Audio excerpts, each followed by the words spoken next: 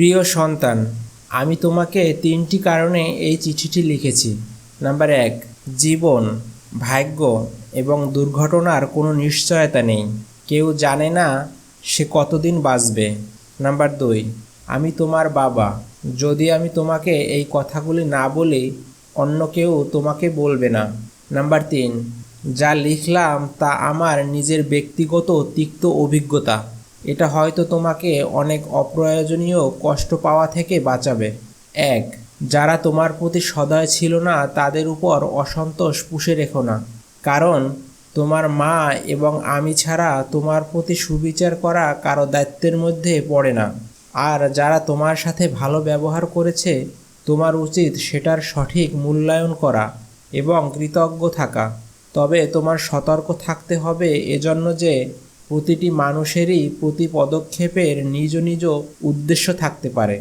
একজন মানুষ আজ তোমার সাথে ভালো, তার মানে এই নয় যে সে সবসময়ই ভালো থাকবে। কাজেই খুব দ্রুত কাউকে প্রকৃত বন্ধু ভেবো না। ২, জীবনে কিছুই কিংবা কেউই অপরিহার্য নয়, যা তোমার পেতেই হবে। একবার যখন তুমি এই কথাটির গভীরতা অনুধাবন করবে, তখন জীবনের পথচলা অনেক সহজ হবে, বিশেষ করে যখন বহুল প্রত্যাশিত কিছু হারাবে কিংবা তোমার তথাকথিত আত্মীয় স্বজনকে তোমার পাশে পাবে না। ৩, জীবন সংক্ষিপ্ত। আজ তুমি জীবনকে অবহেলা করলে কাল জীবন তোমাকে ছেড়ে চলে যাবে।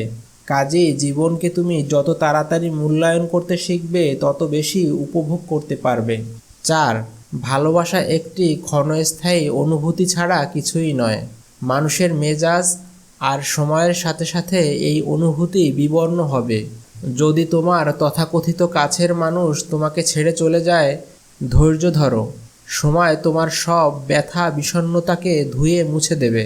কখনো প্রেম ভালোবাসার মিষ্টতা এবং সৌন্দর্যকে নিয়ে বাড়াবাড়ি করবে না, আবার ভালোবাসা হারিয়ে বিষণ্ণতায়ও অতিরঞ্জিত হবে না।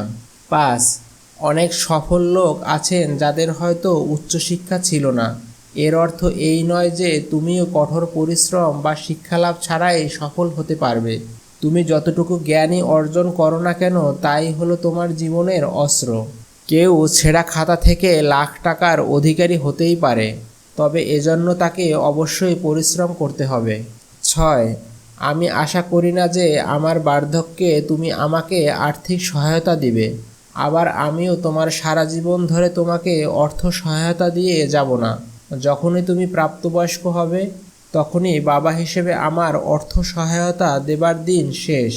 তারপর তোমাকেই সিদ্ধান্ত নিতে হবে, তুমি কি পাবলিক পরিবহনে যাতায়াত করবে নাকি নিজস্ব লিমুজিন হাঁকাবে, গরিব থাকবে নাকি ধনী হবে। ৭, তুমি তোমার কথার মর্যাদা রাখবে, কিন্তু অন্যদের কাছে তা আশা করো না। মানুষের সাথে ভালো আচরণ করবে, তবে অন্যরাও তোমার সাথে ভালো থাকবে তা প্রত্যাশা করবে না। যদি তুমি এটি না বুঝতে পারো, তবে শুধু অপ্রয়োজনীয় যন্ত্রণাই পাবে। ৮, আমি অনেক বছর ধরে লটারি কিনেছি, কিন্তু কখনো কোনো পুরস্কার পাইনি। তার মানে হলো এই যে যদি তুমি সমৃদ্ধি চাও, তবে কঠোর পরিশ্রম করতে হবে। বিনামূল্যে কোথাও কিছু জুটবে না। ৯, তোমার সাথে আমি কতটা সময় থাকবো সেটা কোনো ব্যাপার না, বরং চলো আমরা আমাদের একসাথে কাটানো মুহূর্তগুলো উপভোগ করি, মূল্যায়ন করি। ভালোবাসা সহ, তোমার বাবা। বাবাটি হলেন একজন চাইল্ড সাইকোলজিস্ট এবং হংকংয়ের প্রখ্যাত টিভি সম্প্রচারকারী। তার কথাগুলো বয়োজ্যেষ্ঠ, বয়োকনিষ্ঠ, বৃদ্ধ কিংবা তরুণ, শিশু, আমাদের সবার জন্যই প্রযোজ্য।